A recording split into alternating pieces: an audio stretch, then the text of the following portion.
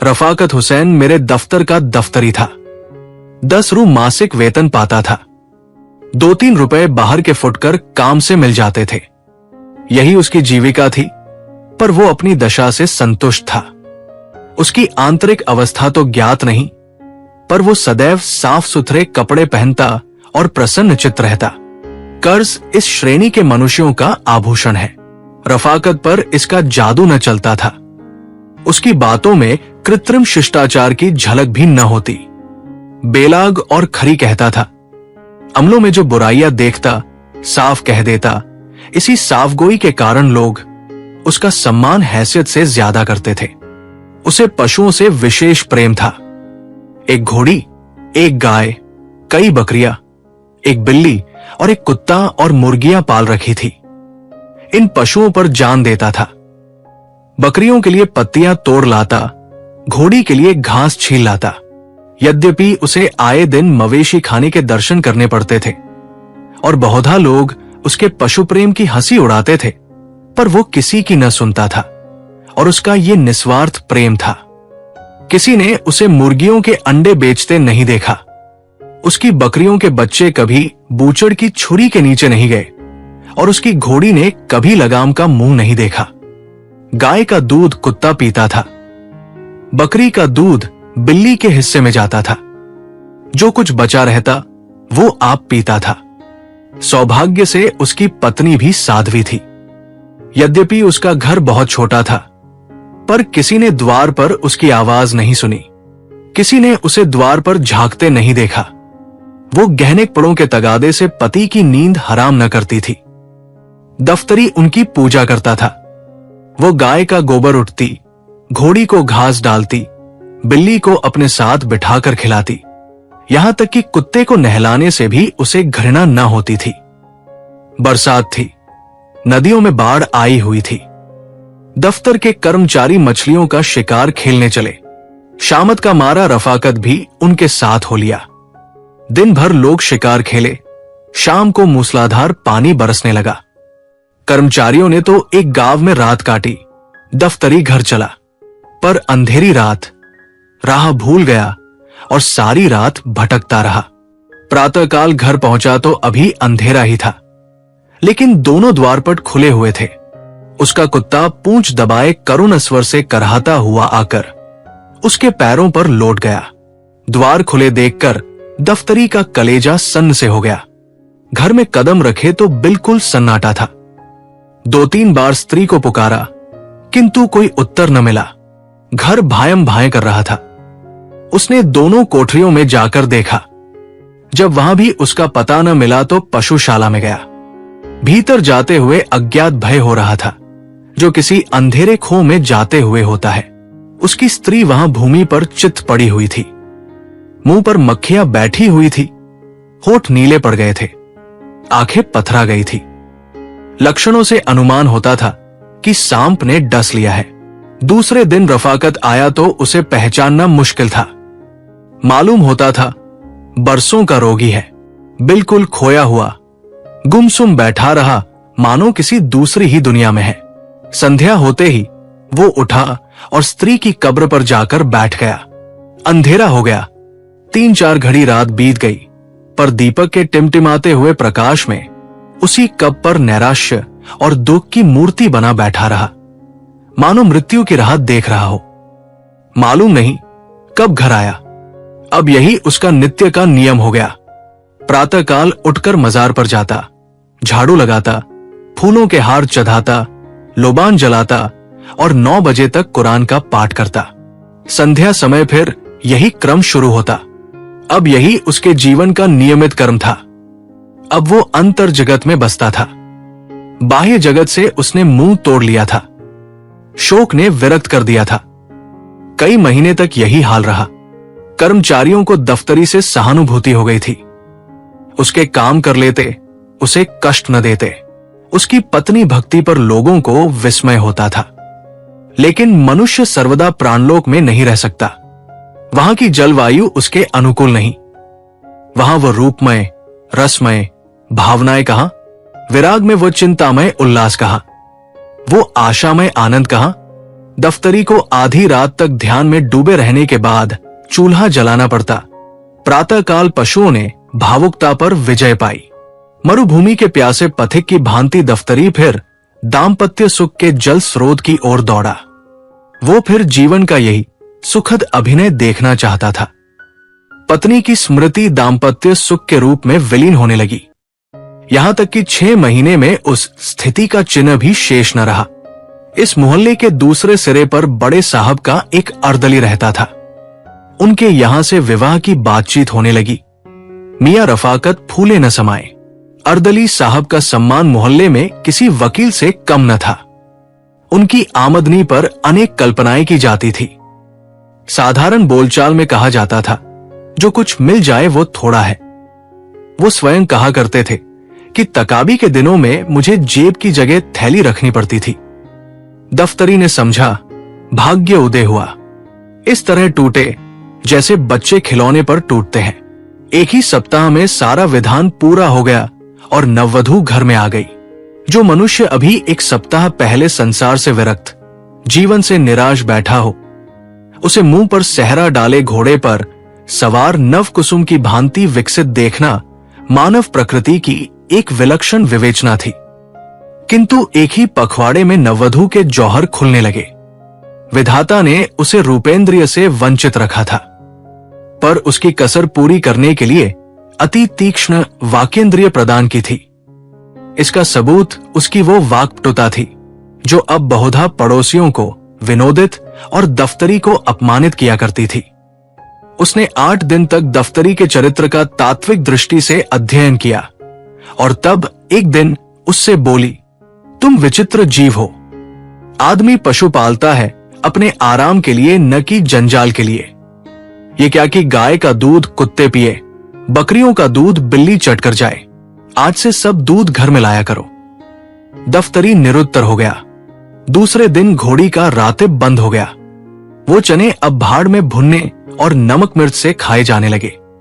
प्रातःकाल ताजे दूध का नाश्ता होता, आए दिन तस्मई बनती। बड़े घर की बेटी पान बिना क्यों कर रहती। घी मसाले का भी खर्च बढ़ा।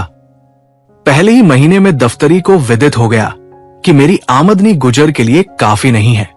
उसकी दशा उस मनुष्य की सी थी जो शक्कर के धोखे में कुनैन फांग गया हो। दफ्तरी बड़ा धर्मपरायण मनुष्य था। 2-3 महीने तक ये विषय वेदना सहता रहा, पर उसकी सूरत उसकी अवस्था को शब्दों से अधिक व्यक्त कर देती थी।